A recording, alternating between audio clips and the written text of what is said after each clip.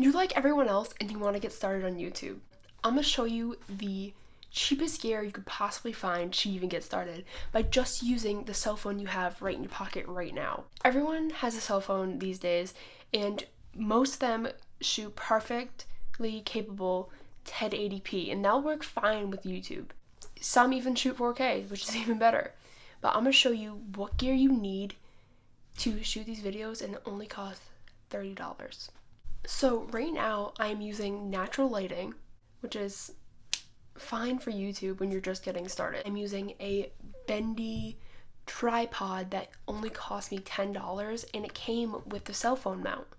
So it's perfect to put on top of a desk or a table to record, or handheld. I'm using the MCO Plus little shotgun microphone.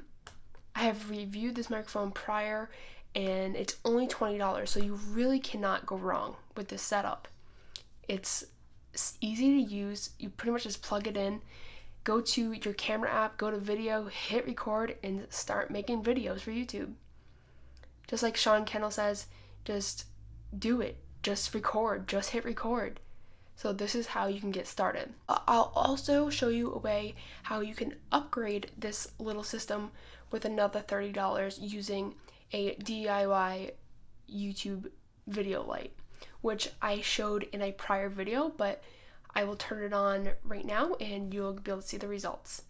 Now you're seeing what it looks like with no natural lighting because I closed the blinds, and just the $30 light setup that I talked about previously. And if you want to see that light setup, I will leave the little icon up here for you guys to click on that video and watch it yourself and see the items you need to create it.